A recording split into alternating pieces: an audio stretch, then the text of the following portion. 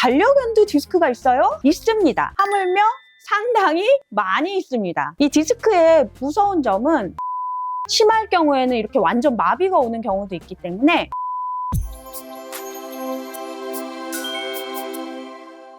안녕하세요. 여러분의 반려동물 건강지킴이 한현정 교수입니다. 우리 강아지가 안으려고 할 때 소리를 지르거나 아니면 잘 걷지 않으려는 모습을 보인 적이 있을까요? 이게 디스크 초기 증상일 수 있거든요. 그래서 오늘은 디스크가 어떻게 시작되는지 또 우리 보호자분들이 꼭 알아야 하실 관리법까지 제가 알려드리겠습니다. 디스크, 정확히 말하면 추간판 탈출증이라고 합니다. 이 추간판 탈출증은요, 이 척추랑 척추뼈 사이에 이 말랑말랑한 디스크가 자기 자리에 있지 않고 밀려 나와서 이 척수신경을 압박하면서 통증이나 신경 증상을 유발하는 질환입니다. 이 사람도 사실 많잖아요. 저도 디스크 환자거든요. 근데 이게 반려견한테도 매우 흔하게 발생합니다. 가끔 반려견도 디스크가 있어요? 하고 놀라시는 분들이 계시는데요. 있습니다. 하물며 상당히 많이 있습니다. 제 경험상으로는 반려견 척추 질환의 탑3 안에는 항상 이 디스크가 들어가는 것 같아요. 사실 제 석박사 학위 논문이 다 디스크 질환이고 또 20년 넘게 치료하고 수술도 계속 해왔기 때문에 제 말 이번에는 한번 믿으셔도 됩니다. 특히 닥스훈트, 웰시코기, 패키니즈처럼 이렇게 허리가 길고 다리가 이렇게 짧은 품종들은 유전적으로 이 디스크 질환에 취약해요. 하지만 이런 경종이 아니라고 해도 이 디스크는 어느 품종에나 다 생길 수가 있습니다. 예를 들어 나이가 들면서 추간판이 변성되거나 아니면 뚱뚱해져서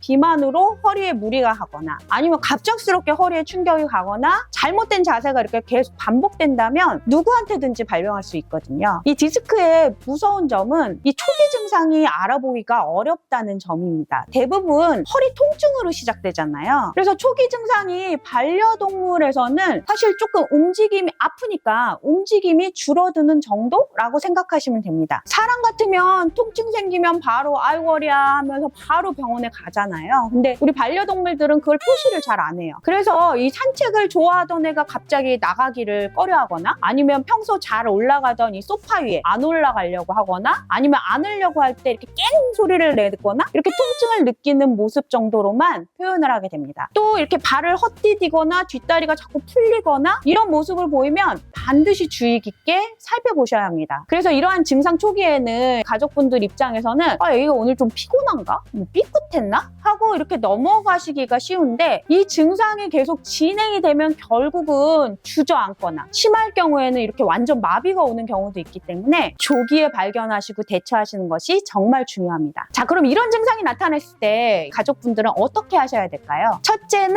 무리한 움직임을 당장 멈추셔야 합니다. 강아지를 안을 때 어떻게 안으세요? 이렇게 애기한듯이 앉지는 않으시죠? 강아지를 안을 때는 반드시 허리와 엉덩이를 수평으로 이렇게 받쳐줘서 지지해 주셔야 되고요. 갑작스럽게 막 뛰거나 방향을 바꾸거나 계단 오르내리기 막 점프하고 이런 거는 우리 디스크 소인이 있는 강아지들은 모두 피해야 합니다. 당연한 이야기지만 애기들은 우리처럼 직립보행을 하지 않잖아요. 가족보행을 하는 친구들이기 때문에 허리를 이렇게 세우는 움직임은 절대 금물입니다. 두 번째로는 아기를 병원에 데려가서 만약에 디스크 초기 증상의 의심이 되신다면 괜찮겠지 하지 마시고 정확한 진단을 받으셔야 돼요. 경우에 따라서는 MRI까지 찍으셔야 될 수 있거든요. 그래서 실제로 디스크 탈출이 있는지 또 탈출이 있다면 어떤 정도인지 확인하시는 게 중요합니다. 이러한 증상이나 영상 소견에 따라서 약물 치료만으로도 회복이 가능하실 수도 있고 또 경우에 따라서는 좀 큰 수술이 필요하실 수도 있어요. 그렇지만 다행인 거는 초기 디스크의 경우에는 대부분 수술 없이도 좋아지실 수 있습니다. 그래서 약물 치료와 함께 제가 알려드린 이러한 관리 또